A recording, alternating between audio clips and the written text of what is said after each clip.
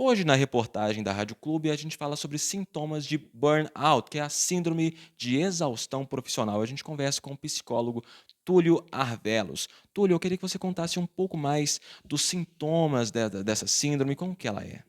Bom, sim, até você falou a respeito da pronúncia, né? A pronúncia é muito comum ver em pessoas aportuguesando, porque seria do idioma inglês, que seria uma grande exaustão, algo que estava se deteriorando, se queimando por dentro. Também é conhecido, Gabriel, como síndrome de esgotamento profissional. Ela é um conjunto de sintomas que tem a ver aí com um distúrbio mental que vem gerado de grandes desgastes relacionados ao trabalho da pessoa, à função que ela exerce. É como se fosse assim, por exemplo, Alé fez um movimento repetitivo por um bom tempo, deu uma lesão na mão, por exemplo. Seria algo para quem é muito exigido de questões psicológicas.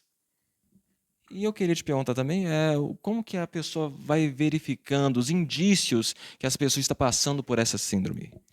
Existem vários sintomas assim, dentro do que acontece, tem alguns que são muito comuns, é interessante as pessoas prestarem atenção nesses sintomas. Por exemplo, uma grande exaustão física e mental. E isso é uma grande exaustão por um longo período de tempo. Porque não é normal viver cansado, viver muito exausto e às vezes ter grande dificuldade de fazer pequenas coisas no dia a dia.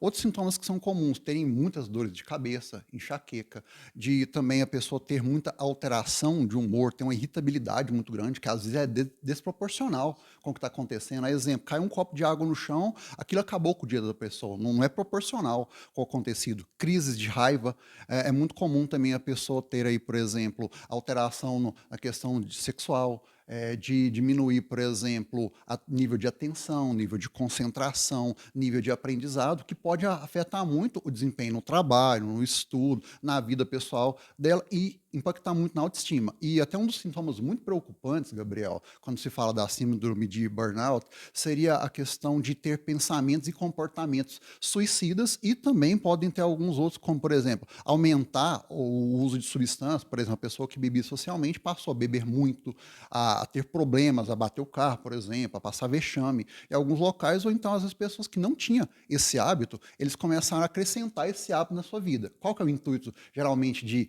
usar essa substância? Olha, eu quero diminuir a pressão que eu estou sentindo. São todos sintomas, é bom se atentar para eles, para a questão de diagnóstico, e é bom se atentar para esses sintomas também, visando aí um tratamento que seja adequado. Tem algumas profissões que aparece mais essa síndrome, quais são elas? Sim, cara, isso é até uma curiosidade. Tem um filme que ele acho que de 1993, ele chama Um Dia de Fúria. Que se vai ver, o filme ele relata exatamente um cara que estava grilado com o trabalho, ele era, se não me engano, um executivo lá, para a época, e chega um dia lá que ele dá umas crises de raiva, ele começa assim a expor toda essa raiva para fora. São, de forma geral, profissões relacionadas com cuidados com segurança, cuidados com saúde, cuidados financeiros, com educação também no setor público. Então, segurança vai entrar aí policial, vai entrar bombeiros, por exemplo, agente penitenciário, polícia penal, área da saúde, médicos, fisioterapeutas, enfermeiros, a psicologia está no meio desse pessoal e também finanças, entra profissionais de tesouraria, bancários, assessores de investimento, educação, professores, psicopedagogos, pedagogos, pessoal que trabalha na parte de direção de escolas e também o setor público, porque às vezes demoram as coisas a acontecer, são muitas exigências, e existe também, assim, um cuidado especial para quando a pessoa trabalha em um setor que às vezes junta mais desses dois. Um exemplo, a pessoa trabalha com enfermagem, e é concursada pública. Então ela está em 2. E é muito comum pessoas que estão em transição de carreira. Então, é funcionário público durante o dia, exerce e é psicólogo durante a noite. Então, essas pessoas, por exemplo, elas têm uma chance maior, porque são muito cobradas diariamente, tudo tem prazo, é muito estressante. E, além disso, também tem muito recente a questão de profissionais de TI e também profissionais que trabalham com atendimento ao público. E como que é o tratamento dessa síndrome?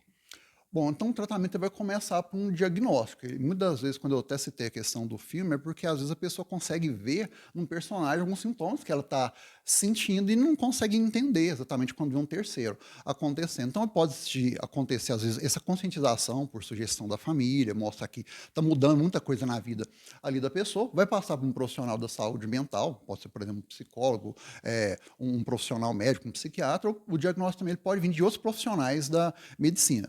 Porque se essa pessoa precisar de afastamento, sim, é muito comum de precisar de atestado, às vezes precisar de um afastamento do trabalho.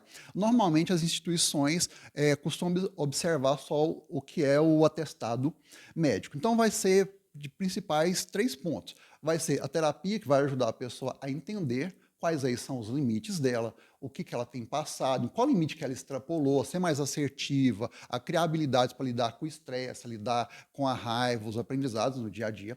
A parte medicamentosa, quando eu citei, por exemplo, que a pessoa pode ter alteração de humor, então muitas das vezes é dar uma estabilizada no humor, organizar a questão de sono, a questão de apetite e algo tão importante quanto esses dois, que é uma mudança de estilo de vida. Porque, por exemplo, se a pessoa simplesmente sai do trabalho, toma um medicamento e ela volta para o mesmo local, com os mesmos desafios, então, por exemplo, não tem uma válvula de escape, não pratica exercício físico, não prioriza sono, não sabe se cuidar, às vezes o único prazer que a pessoa tem ali no seu dia a dia é trabalhar nisso e pode voltar a acontecer novamente. Então, seria aí terapia, medicação e também uma mudança de estilo de vida que vai acabar alimentando esse sistema todo.